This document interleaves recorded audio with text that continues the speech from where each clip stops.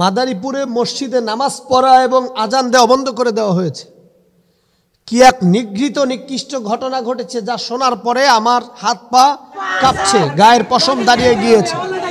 এটা নাকি 90% মুসলমানের দেশ, এখনো নাকি এদেশের মানুষ মুসলিমরা এখনো স্বাধীনতা উপভোগ করতে পারে।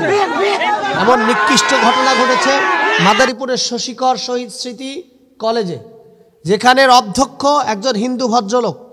তিনি পরিকল্পিতভাবে হিন্দু সম্প্রদায়ের ছাত্রদেরকে ওই কলেজের মসজিদে কঠিনভাবে আক্রমণাত্মক ভূমিকা পালন করিয়ে তাদের মসজিদের মাইক টানাতে দেয়নি, নামাজ আদায় করতে দেয়নি, এমনকি তাদেরকে আক্রমণ করে রক্তাক্ত করেছে, বেধড়ক মাইর দিয়েছে তাদেরকে। 7টি ছেলে আহত হয়ে হসপিটালে ছিল। এমন কার্যক্রম পরিচালিত হয়েছে যা পুরো মুসলমানদের জন্য লজ্জার। আমি আশ্চর্য হয়েছি, এমন দুঃসাহস ক্ষমতা এই সম্প্রদায় কোথা থেকে পেল? কে তাদেরকে এমন দুঃসাহস দিল?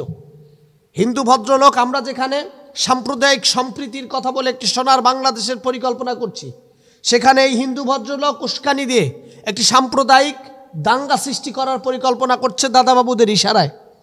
তারা ভেবেছে বাংলাদেশ মনে হয় দাদাবাবুদের জন্যই স্বাধীন হয়েছিল। আপনারা কোশ্চিনকালে ওই ধরনের চিন্তা ভাবনা করবেন না। 53 বছর ধরে দেখেছেন যারা এই বাংলাদেশের স্বাধীনতা এবং ইসলামকে নিয়ে কথা বলেছে তাদেরকেই বাংলাদেশ থেকে পালিয়ে যেতে বাধ্য হয়েছে। আর নামাজ তো মুসলমানদের হৃদয়ের ইবাদত, নামাজ তো মুসলমানদের তার স্রষ্টার সাথে প্রেমের ইবাদত। সেই ইবাদতকে বাধা দিয়ে আপনারা পুরো বাংলাদেশের মুসলমানদের হৃদয়ে রক্তক্ষরণ শুরু করেছেন। আল্লাহ তাআলা নামাজের ব্যাপারে বলেছেন, ইন্নাস সালাতা তানহা আনিল ফাহশাই ওয়াল মুনকার। নিশ্চয়ই নামাজ হচ্ছে খারাপ, অশ্লীল, গর্বিত কাজ থেকে বান্দাকে হেফাজত করে। সেই নামাজের ব্যাপারে আপনারা বাধা দিয়েছেন, মাইকের আজান বন্ধ করে দিয়েছেন। যেই নামাজের মধ্যে বান্দার সাথে স্রষ্টার সম্পর্ক হয়, কানেকশন হয়। রাসূল সাল্লাল্লাহু আলাইহি ওয়াসাল্লাম বলেছেন, মিফতাহু জান্নাতিস সালাহ, নামাজ হচ্ছে বেহেশতের চাবি।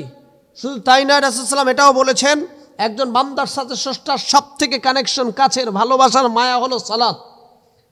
আর সেই সালাতকে আপনারা আটকে দিয়ে পুরো বাংলাদেশের মুসলমানদের হৃদয়ে চরমভাবে আঘাত করেছেন।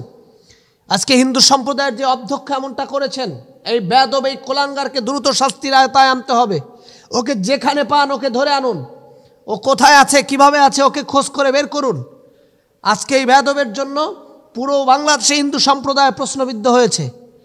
যদি মুসলমানরা ধৈর্যের পরিচয় না দিত, তাহলে তো 5 সেকেন্ডে ওখানে সব কিছু আনিল হাওয়া হয়ে যেত। মুসলমান আল্লাহর হুকুম মানে, ইন্নাল্লাহা মা'আস সাবিরিন। আল্লাহ বলেছেন ধৈর্য ধারণ করো। যার কারণে মুসলমান ধৈর্য ধারণ করেছে, কোনো ব্যাপক সংঘর্ষে সেখানে জড়ায়নি, অর্থাৎ দাদাবাবুদের পরিকল্পনা সফল হতে দেয়নি। কিন্তু এই অধ্যক্ষ, তিনি যে একদিনের বেয়াদব, বিষয়টা এরকম নয়। তিনি বিগত দিনেও তৎকালীন গভর্নমেন্টের সময় এই প্রতিষ্ঠানে চরমভাবে দুর্নীতি করেছেন, যার ফলশ্রুতিতে এই প্রতিষ্ঠানের এমপিও পর্যন্ত বাতিল হয়েছে। সে তার স্ত্রীকে ওই প্রতিষ্ঠানে নিয়োগ বাণিজ্যের মাধ্যমে নিয়োগ দিয়েছেন, সমাজ কল্যাণ টিচার বানিয়েছেন। আরও হিন্দুদেরকে দিয়ে সেই পুরো প্রতিষ্ঠানটাকে নিজের বাবার প্রতিষ্ঠান মনে করে আক্রমণ করে এবং পরিবেশ করে রেখেছেন। অথচ পুরো বাংলাদেশে আমরা মুসলমানরা চাচ্ছিলাম কোরআন এবং ইসলামের সুশীতল ছায়াতলে ধর্ম, বর্ণ, জাতি নির্বিশেষে একটি সোনার বাংলাদেশ আমাদের পরিণত হবে, যেখানে ইসলামের সম্পূর্ণ নিয়ম নীতি, আল্লাহ সুবহানাহু ওয়া তাআলার বিধান, কোরআনের আইন অনুযায়ী সকলে চলবে। কোনো অসাম্প্রদায়িক উস্কানি এদেশে হবে না। আল্লাহ তাআলা বলেছেন, লিতুখরিজান নাস মিনাজ জুলুমাতি ইলান নূর। মানুষকে আল্লাহ তাআলা কোরআন দিয়েছে যেন অন্ধকার থেকে কোরআন মানুষকে আলোর দিকে ধাবিত করতে পারে। অথচ সেখানে এরা পরিকল্পিতভাবে আমার দেশকে এক সংঘাতের দ্বার প্রান্তে দাঁড় করাতে চাচ্ছে। এই ষড়যন্ত্র থেকে আল্লাহ তাআলা আমার বাংলাদেশকে হেফাজত করুক।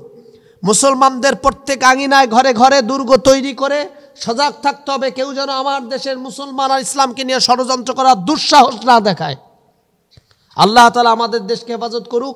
দেশের পটভূমি, দেশের রাস্তাঘাট, দেশের মানবিক অবস্থান, সমস্ত কিছু আল্লাহ তাআলা ফিরিয়ে দিয়ে জনপদকে কোরআন আর ইসলামের জনপদ এবং সাম্প্রদায়িক সম্প্রীতির জনপদ হিসাবে আল্লাহ তাআলা কবুল করুক।